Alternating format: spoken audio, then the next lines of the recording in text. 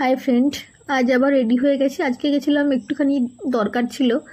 আর সারাদিন ধরে তো বৃষ্টি হয়েই চলেছে।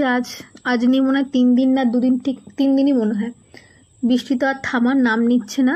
মানে থেকে থেকে বৃষ্টিটা এত পরিমাণে বৃষ্টি হচ্ছে, আর কোনো কিছু দেখবে অতিরিক্ত ভালো লাগে না। যখন গরমটা পড়ে তখন অতিরিক্ত গরম, ঠান্ডা থাকে না, কিন্তু যে কদিন থাকে অতিরিক্ত ঠান্ডা। বৃষ্টি হচ্ছে না কিন্তু যখন হচ্ছে অতিরিক্ত। তো বিকেল টাইমটা একটু ছাড় দিয়েছিল, আকাশে তো মেঘ মেঘ প্রচুরই ছিল। তো আমাদের যেহেতু কাজটা যেতে হবে তাই বেরিয়ে পড়েছিলাম, গিয়েছিলাম ক্যাফেতে। টুকটাক কিছু জেরক্স আর প্রিন্ট আউট করার ছিল, সেগুলো করতেই গেছিলাম। আর আকাশে এত পরিমাণে মেঘ যে মনে হচ্ছে না বৃষ্টিটা এক্ষুনি আসবে। তো আমরা কাজ সেরে বাড়ি চলে এসেছিলাম। তারপরে বৃষ্টিটা হয়েছে যখন আমরা বাড়ি চলে এসেছি।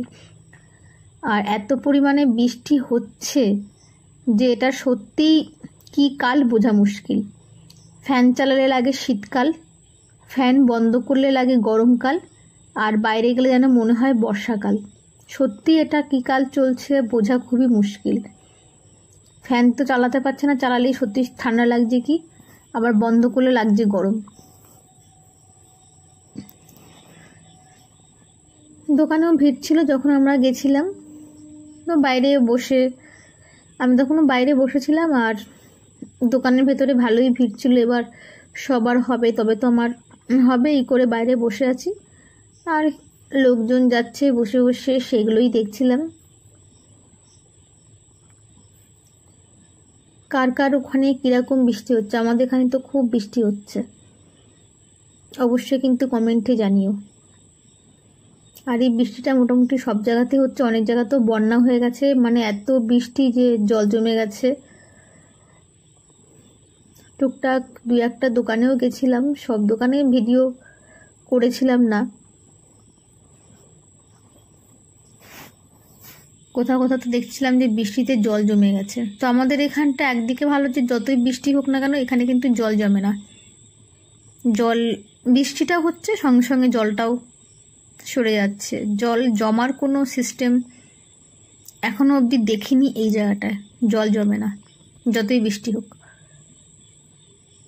তো তখনও আমাদের কাজ হয়নি, এবার হয়ে গেছে। বাড়ির দিকে রওনা দিচ্ছিলাম, তখন কাজ আমার হয়ে গেছে। জেরক্স করতে গেছিলাম আর প্রিন্ট আউট করতে গেছিলাম বললামই।